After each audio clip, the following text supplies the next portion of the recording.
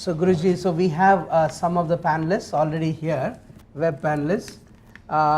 Joined us is Ravi ji, Rekha ji, Dawn, and Kumar ji is already here, and Chandrasekhar.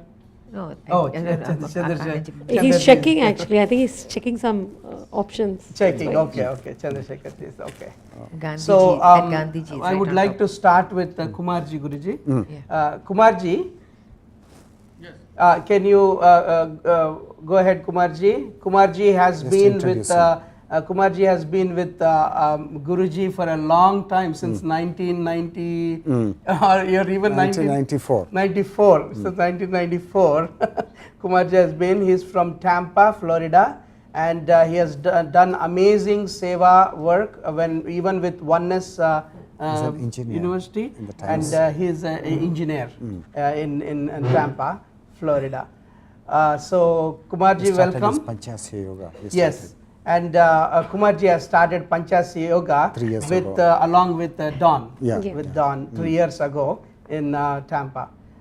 So welcome Kumar ji, and if you can go ahead with your questions and your queries. You got to follow the sequence. Who is first? Namaste Guruji and Madhuji and all the panelists. Thank you. And all the participants. Namaste. Namaste, Kumar ji. Just a small correction on Panchaasya Yoga. It is a charitable organization. Dawn, and there is another director here, Madhavan, who is also part of this. Madhavan ji. Madhavan ji. So there are 6 directors totally. Thank you very much. So I will start with my first question.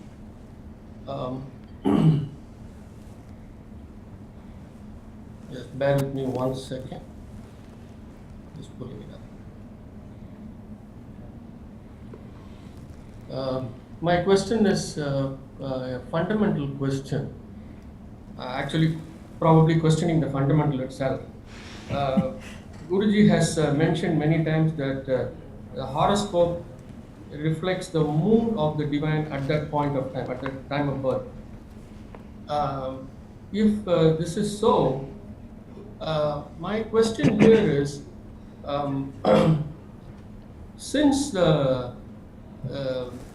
this is so sensitive information, should we not be really considering the time of conception for the horoscope? We are not doing it. Is it because of the fact that it is very difficult to do that, or it is an embarrassing question to ask the couple? That's my question. Okay. So in traditional Vedic astrology, they have not been embarrassed by this question, and they do consider muhurtas for the time of conception, and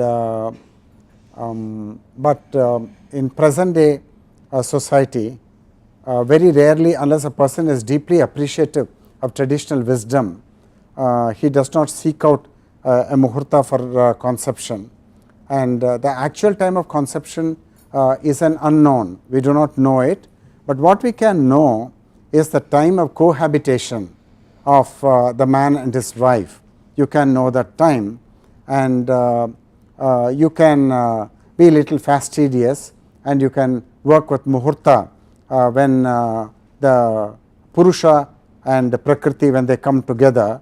So you can consider that, and but you can also view the whole problem from a completely different angle, and from a completely different angle. It's like think of a railway train which is passing through many stations, and we are keeping we are observing clock time, and we are seeing at what time a train is pulling into a particular station A, and 10 minutes later or 1 hour later it pulls up at another station B on the same railway line. Now it does not matter if you miss out on the time of arrival at station A, and because you are going to mark the time of arrival at station B, that is good enough. And the real beginning of the earthly sojourn is starting with the arrival of the body on planet Earth, and that is the time of birth, because there is a body. Now in the time of conception the body is not there, and it is basically only an intention of Prakriti and Purusha to create, and therefore you can work with that if you want. If you want to be very particular, you can choose to be that. And but what is much more important than the time of conception is the thought life of the mother, the thought life of the father, what they are thinking about the new life they are creating and bringing into the world. Are you relating to it, or are you indifferent to it? Are you wishing the new life well?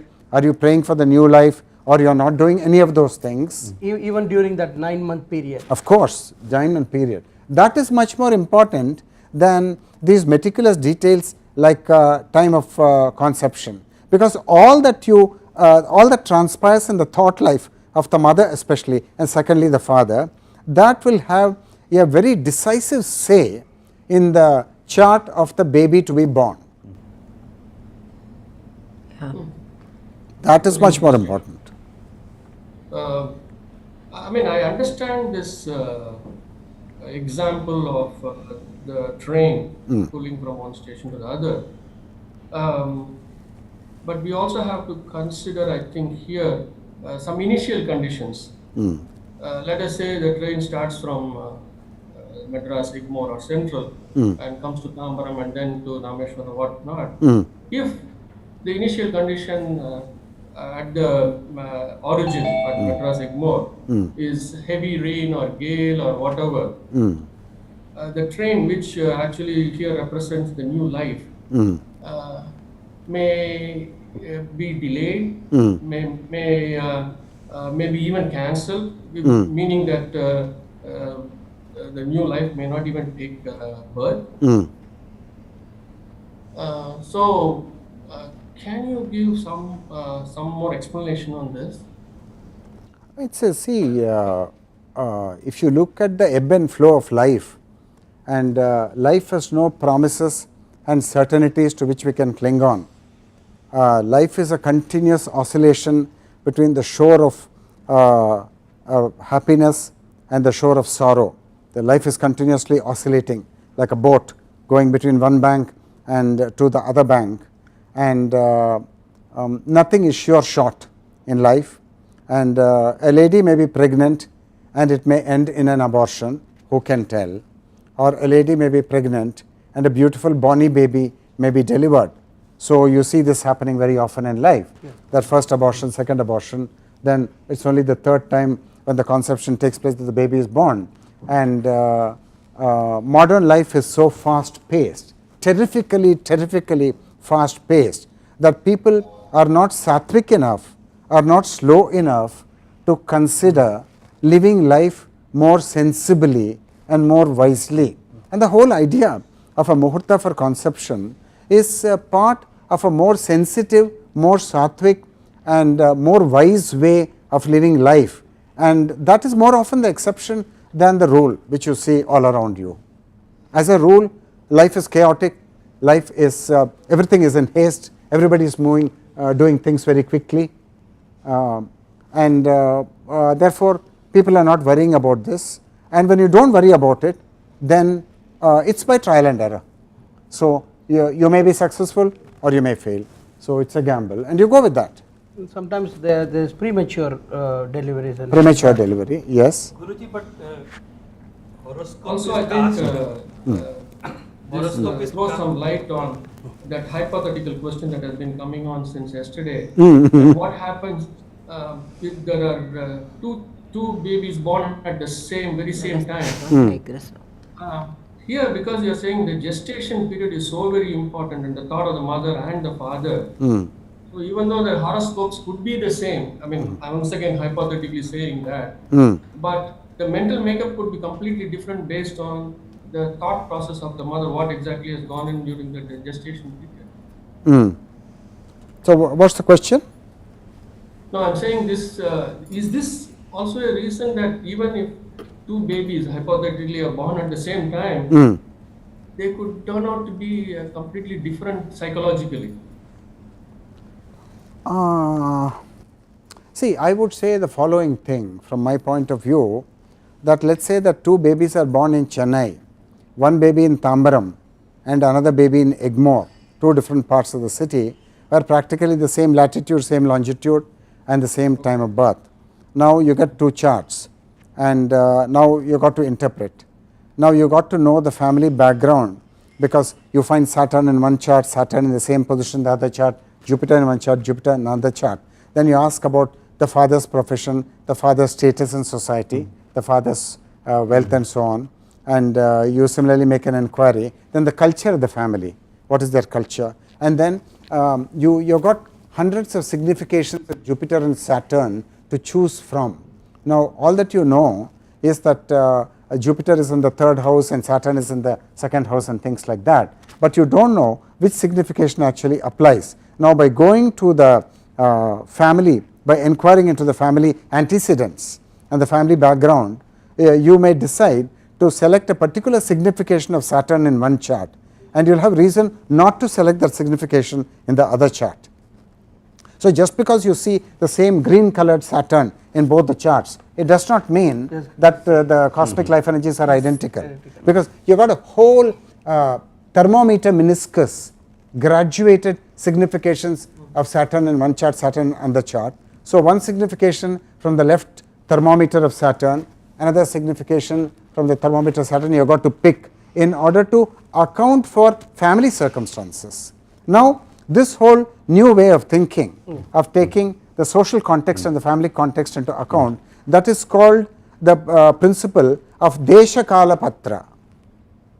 That is a baby or an individual destiny is conditioned by the country in which it is born, by the locality in which it is born, and by the culture in which it is born, and by the time period in which it is born. Are you born in 17th century or are you born in 19th century? That is going to color the significations of Saturn. And the status, of course, completely. If you are born in a slum or you are born in a palace, completely different thing. But we have got to consider the other question of such births may not take place at all. So this is a hypothetical question. Who knows if really, as I told you in the ancient Shastras, they say that at this, in Sarvartha Chintamani, I remember to have read that at this particular time a human birth cannot take place. What do you say to this? A human birth cannot take place at this hour, at this minute, at this second, cannot take place.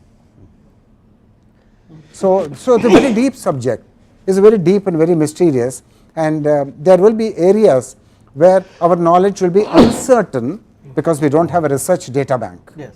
Yeah. Yes. When we have a research data bank, we can speak more authentically and more with greater certitude we can speak. Yes. It's more of a more deeper research. Thank you so much, Kumarji. Thank you. Thank you. I had another question, but maybe because of time reasons. Yeah, we will come back. We will come back as the time permits. Huh? Thank you so much. Yeah, thank you very much, Kumarji. Namaste. Namaste. Thank you very much, Kumarji. We will speak to you again if we have the time. Yes, thank you. Yes, Kumarji.